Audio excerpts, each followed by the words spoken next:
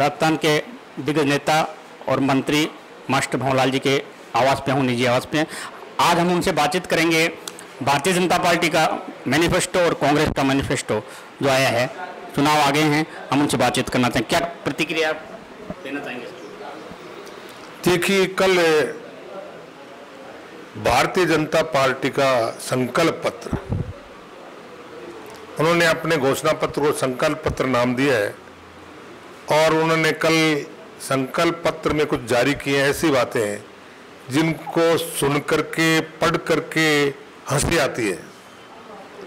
और हंसी इस बात की आती है कि मोदी जी और शाह साहब दोनों ने जब 2014 के अंदर इन्होंने अपना घोषणा पत्र जारी किया था तब ये कहा था कि हम राम मंदिर को बनाएंगे। पूरे 5 साल निकल गए कोई राम मंदिर का। वहां पे जो पत्थर गया है जोधपुर से या और कहीं से गया उसको कोरा भी नहीं गया। बनाने की बात तो छोड़ो। दूसरा मैं कहना चाहूंगा, इन्होंने राम मंदिर का नाम लिया कि हम बनाएंगे, तो 1991 में बनाने लगे थे। उनके बाद 2 बार वाजपेयी की गवर्नमेंट चलेगी, 1 बार इनकी गवर्नमेंट चलेगी, लेकिन मुझे तो नहीं लगा कि राम मंदिर, ये तो राम मंदिर के नाम से उस भगवान को बदनाम करने का नाम कर रहे हैं। ये हिंदुत्व को बदनाम करने का नाम कर रहे हैं, नंबर 1। नंबर 2, मैं कहना चाहूंगा, इन्होंने कहा है कि हमारी सरकार जब आएगी तो हम 6000 रुपये किसानों के खाते में डालेंगे। मैं पूछना चाहता हूं, क्या 15,000 रुपये खातों में डल गए? 15 लाख रुपए एक परिवार के खाते में हमारी सरकार बनेगी तो मैं 15 लाख रुपए डालूंगा। काला धन देश का जो बाहर गया उसको लाऊंगा और काला धन ला करके और गरीबों के नहीं, हर व्यक्ति के परिवार, हर परिवार में डालूंगा। क्या डाला? दूसरा पॉइंट। तीसरा पॉइंट मैं कहना चाहूंगा कि 5 साल के पीरियड में हमारी सरकार रहेगी, हर साल 2 करोड़ रोजगार हम देंगे। 5 साल में 10 करोड़ रोजगार होते हैं। मैं समझता हूं इन्होंने 1 करोड़ रोजगार भी दिया नहीं। क्या ये जुमला हो गया? सर जी ने कह दिया तो जुमला था चुनाव जीतने के लिए, ये तो जुमला था 15 लाख रुपए का। तो क्या इस संकल्प पत्र को हम जुमला पत्र माने? मुझे तो लगता है फिर ये जुमला पत्र है। आज की तारीख के अंदर मैं शिक्षा मंत्री रहा हूं, हमारे देश के अंदर हमारे शिक्षा मंत्री भी रहे थे। इस देश के अंदर जावड़ेकर जी वही वर्तमान के अंदर शिक्षा मंत्री हैं, मानव संसाधन मंत्री हैं। हमारे राहुल गांधी जी ने अपने घोषणा पत्र में, अपने वचन पत्र में लिखा है मैं 6% पैसा शिक्षा पे खर्च करूंगा। इनके मुंह से एक शब्द नहीं निकला। इसका मतलब यह हुआ कि ये संकल्प पत्र नहीं, बल्कि मैं तो इसको क्या कहूं, जुमला पत्र है।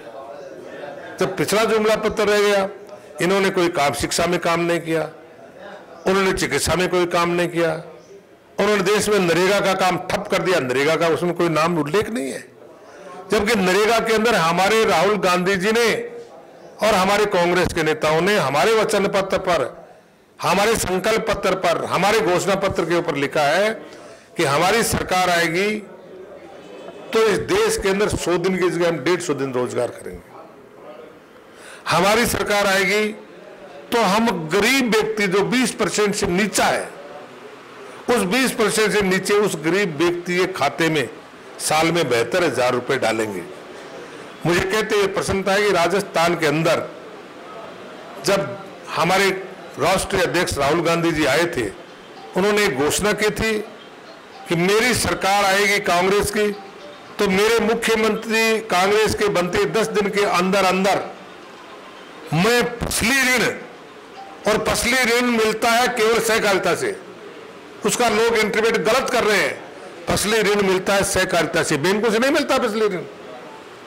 फसली ऋण हर साल हमारी ग्राम सेवा सहकारी समिति के जरिए, उसे हम फसली ऋण कहते हैं, वो फसली ऋण मैं माफ कराऊंगा। मुझे प्रसन्नता है कि राजस्थान के मुख्यमंत्री ने 10 दिन के अंदर अंदर फसली ऋण 100% माफ कर दिया। हमारा होता है वचन पत्र। जिस तरह से राजस्थान सरकार काम कर रही है, अशोक गहलोत और सचिन पायलट की टीम, तो क्या दावा है राजस्थान में कितनी सीटों का? राजस्थान के मुख्यमंत्री जी कहते हैं कि हमारा मिशन 25 है। और कोई भी आदमी जब चुनाव लड़ता है तो ये मान के चलो कि मिशन 25 ही रखना चाहिए। हमारा टारगेट भी मिशन 25 है। ये तो जनता जनार्दन पर निर्भर है कि हमें 25 सीट देगी।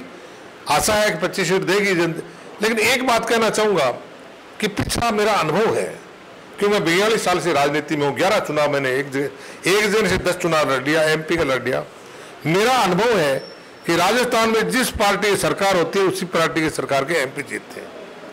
उदाहरण के तौर के ऊपर हमारी सरकार थी 98 में, तब हमारी खूब सीटें आ गई, एक तरफा सीटें आई 21। जब हमारी सरकार चल आई दोबारा 8 के अंदर, तब हमारी फिर वो एक तरफा सीटें आई। जब बीजेपी की सरकार आई 2003 में, तो वो 71 सीटें उनके पास गई। जब उनकी सरकार आई दोबारा 14 के अंदर, फिर दोबारा एक तरफा सीट गई।